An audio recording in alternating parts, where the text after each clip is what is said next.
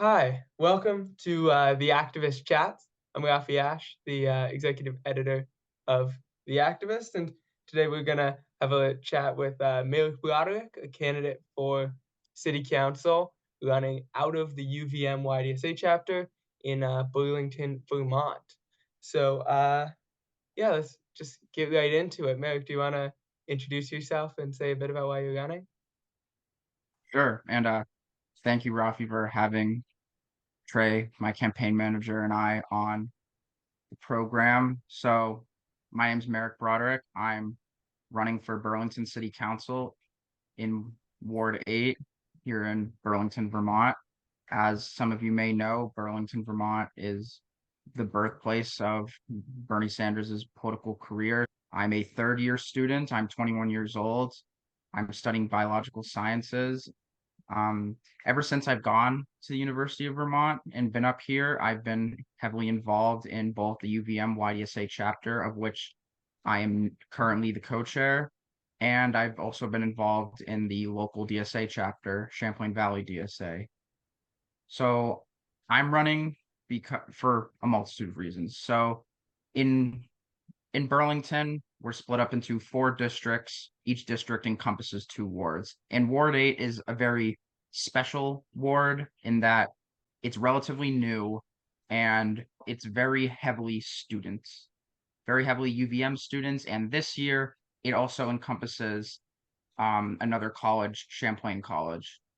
So it's very important that the the students in Burlington, which make up at least one-fourth of the city's population, they have representation on the council. At the moment, that is not the case. The voices and the needs of the student population are not being met, including the needs of workers and renters, which make up three-fourths of Burlington population, if I'm not mistaken. So I think that I'm the candidate that can represent those values. And in running, I hope that I can contribute to furthering socialist political thought and policy on a municipal level. Thank you so much for being here. So, I hope that we can get into kind of a deeper discussion of both your campaign, the politics in Burlington, and then also thinking about the implications for the electoral socialist project and how we can engage deeply in our communities, especially for as students in YDSA. And I think you're really an inspiration for many YDSA leaders across the country. So I'm really excited to chat with you. Um, so I guess let's start there. How did your relationship with YDSA, your history organizing there, like inform your decision to run in this election and your campaign strategies? And what does that relationship look like now? Well, I would say that all facets of my campaign are in direct relation to UVM YDSA and Champlain Valley DSA. Last year is we ran uh, openly Democratic Socialist candidates. Um, this year is no different. Um, I would not be running if it wasn't for the support of UVM YDSA, Champlain Valley DSA, and especially my campaign manager Trey. Um, and the thing about how YDSA has run our campaigns, whether we are running a YDSA or we're being a major part in running a campaign, is that the focus is on interacting with as many people as possible and getting as many people as possible on the ground doing campaigning. And so our slogan from the get-go is knock every door. And not just knock every door four times.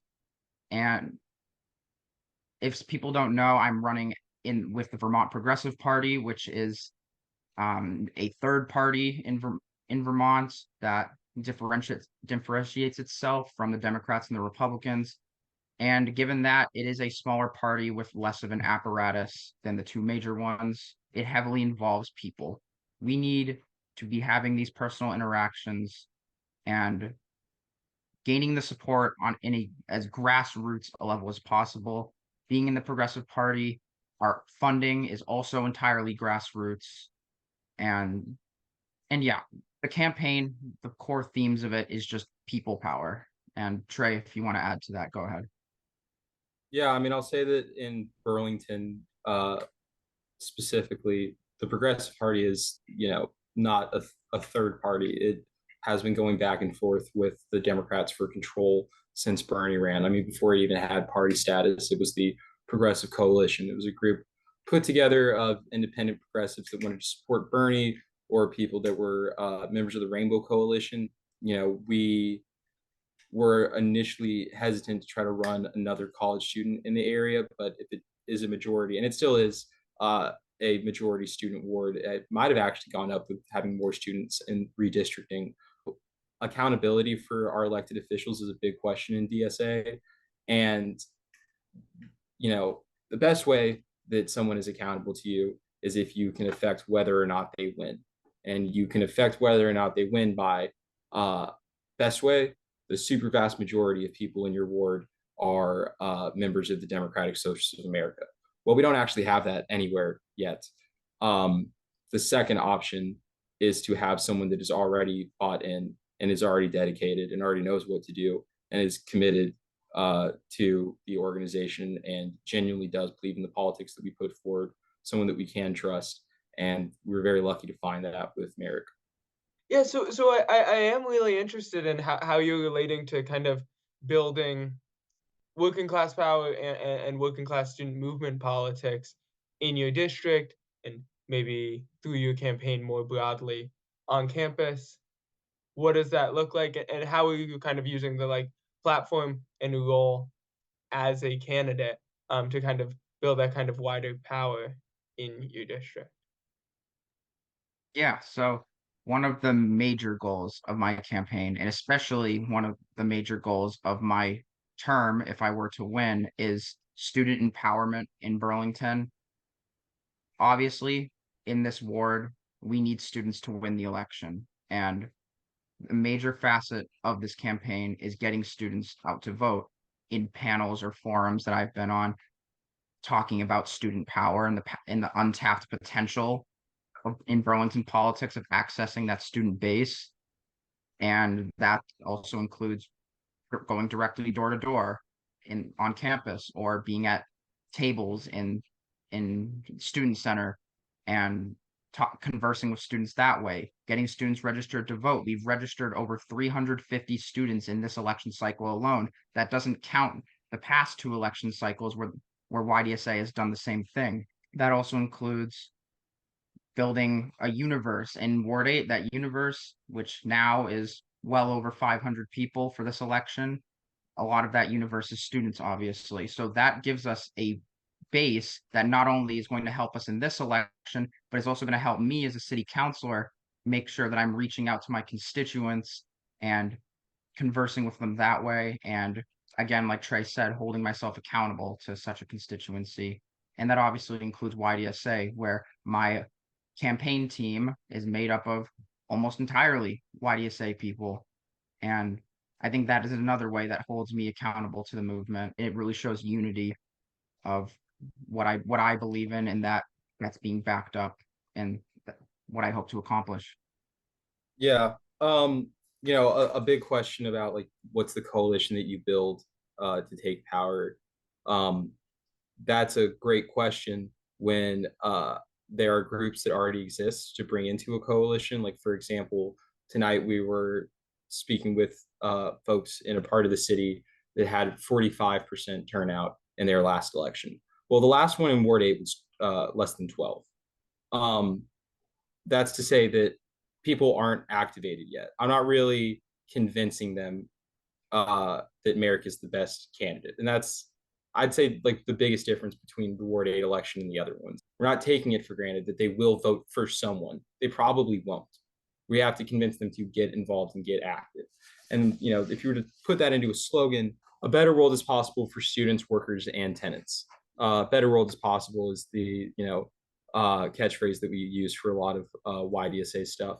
But it's true. There's a lot of people that don't believe that there is anything better on the table, and a lot of them don't believe that they can really vote. Like Marek touched on this a bit, but students don't think of themselves as residents of the city, and that's a huge issue because you wouldn't tell like a 35-year-old man who signs a 4-year lease or agrees to signs a 4-year contract to work somewhere and will spend 9 months or 10 months out of the year in this place for 4 years. No one would say that that person's not a resident, but students are told that they're not.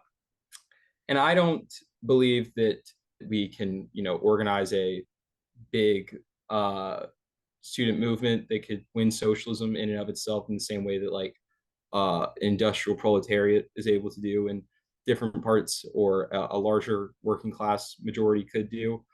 But the vast majority of these students will become workers. Okay, we have students that are studying to become nurses, students that are studying to become teachers, students that are studying to become social workers. All of them are going into strategic parts of the economy, and they have never been given a chance to be a political agent. They haven't been told that their decisions matter, that their voices should be heard, that there is, something better out there. And going and talking to people about that is, the best part of this campaign. We were criticized a little bit during Roan's campaign for how hard we leaned in on the people called the labor stuff. We got the endorsement of the Teamsters and the AFL-CIO, and talked a lot about changing local labor laws. And none of those are really convincing points for our electorate because it is students. Like there aren't a lot of Teamsters living in the dorms here, but there is a space where I could talk to them about the issues that we care about, and suddenly people understand that the interests of the working class are connected to progressive politics. And as socialists, we believe that the working class is an agent of change, and that is a consideration in a world where it is not majority working class, technically. So you've touched on this like a couple of times, and this is not UVM's first time, UVM YDSA's first time running electoral campaigns. So I'm kind of curious, what lessons have you learned from previous elections? What have you gained, and what's looking different this time? And how are you facing kind of a new terrain, and learn more lessons on the old terrain? Yeah, 100%. That's my question. So there's a few answers to that one. The first thing is there's a lot of technical stuff. There's a certain finesse to all of our work. This isn't just for electoral campaigns. If you're in a YDSA chapter, when you first started, I've started too. You don't know exactly how to do list work correctly, or how to send the best email, or how to finagle with Canva, or do all this like little nuts and bolts stuff. Specifically, last cycle, we didn't do a good job with data. We didn't do a good job with going off campus. We didn't do a good job at helping people correct errors on their voter registration. Another big issue last time was that we didn't really have a tight relationship with the Progressive Party. We do have a lot of shared interests, and that if you were to imagine the tent of the Progressive Party, DSA's politics do fit squarely within it. And we wanted to make it clear to everyone that we're not like an outside group trying to infiltrate or take over the party. We're not doing, some sort of bad faith entryism. We wanted to get involved and get to know people and work together on this stuff. And so there was a coordinated effort to get more DSA members to run for leadership positions in the party at every level of it, at the town, county, and state levels. We have DSA members, CVDSA members at every level of it. At least one YDSA member at every level of the party now. With that, we were able to connect with people and get some more of that institutional knowledge and get some capacity from people. So we have been sharing resources and volunteers, and we've actually been getting a lot of financial support from different individuals in the Progressive Party this time around. Our fundraising in the last campaign was abysmal. This time, with the support of YDSA, we've been able to exceed our fundraising goal. We've raised over 5,000 this time. That money has been able to go towards a lot of field literature. We don't really spend money on digital ads or we don't spend heavily on mailers.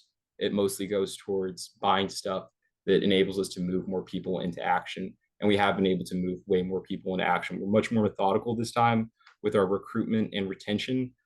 It's something the other city council candidates and managers have brought up to me that the manpower that we have on this campaign is it's hard for them to believe sometimes. We had over 25 people at the campaign meeting last night, and yeah, they were kind of flabbergasted. We have a pretty ambitious goal of trying to move 50 people on town meeting day, which is going to be a big lift to get out the vote. But having better communication, better debriefs, just way better planning. We have a much larger core team. There's more people taking responsibility on these things. So it is, yeah, with all the information we're getting from people, it's definitely informing better decisions.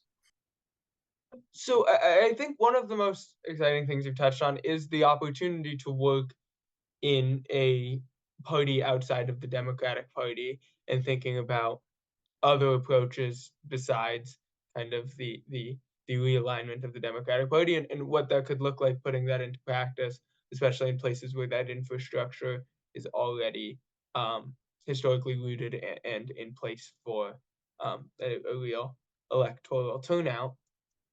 And so I'm kind of interested in what do you think that's going to translate to if and when you are elected? Like what will being a council member look like?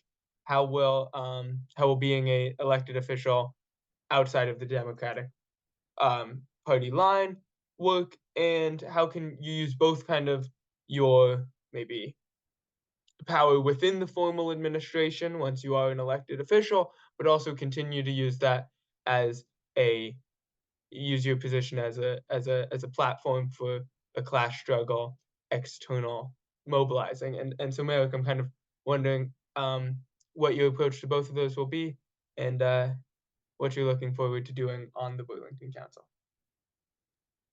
Well, to your point, I've always been a proponent of the inside outside strategy of organizing. And well, if elected, I'm going to make sure that I am constantly in touch with not only YDSA and DSA, but other groups around my ward and around the city, and when in terms of making sure that I'm doing the job that I was elected to do properly. But in terms of being on council, and especially if the Progressive Party takes a majority on the city council and potentially the mayor, I think it's very important that I'm working with the other progressives. I have a vision and I have ideals, and I'm going to try my best to spearhead those ideals.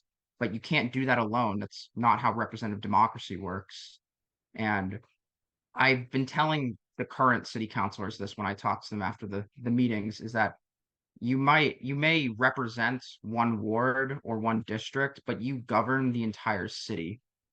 And I like to keep that in mind when I myself am going to be on council. And I hope that my fellow councilors think of that too. I really like our slate. We are running candidates in 7 out of the 8 wards, and in that 8th, it's an independent who's been endorsed by the progressives. And there are some unifying platforms. The main one is the general and equitable increase of density in Burlington in terms of housing and ensuring that housing is affordable for all. And I plainly state in my platform that we need housing for all Burlingtonians. And I'm capable of saying that straight up in my platform. But I do know that it is a general goal of the progressive slate. So that's something in particular that I'm excited to work with the other progressives to push. Great. So thank you so much for talking to me tonight. And I just want to give like one last, if you have anything else you'd like to say. And then good luck on your election, which is Tuesday, March 5th. Yeah, so thank you, Rafi, for having us on. If anybody is interested in learning more about my campaign, you can go to marekbtv.com. That's MAREK btv.com, where you can learn more about my campaign, get in contact with me, and support me however you can. I really appreciate that. I really appreciate DSA for giving me the national endorsement and YDSA for helping support my campaign.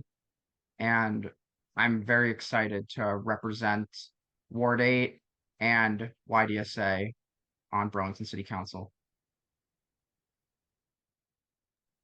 Yeah, and I have a suspicion that there are way more wards and districts and seats across the country where YDSA could heavily affect the outcome of those elections. And I do think that this is something that we should be pursuing nationwide. We really don't have anything here from the Progressive Party that couldn't be replicated somewhere else with DSA. We print out sign up sheets, we sign people up, we call them later, and then we follow up a few more times. It's really easy to translate to anywhere else. There are plenty of college towns across the country that could even be in red states, and we could even be looking into electing people to the state legislature. This is something that we're definitely going to be talking about more. We are trying to shoot a documentary about this campaign to share with YDSA, but we are just so grateful for YDSA to step in and support us in places that even the parent organization couldn't. Yeah. Thank you, Marek. Thank you, Trey. Have a great night.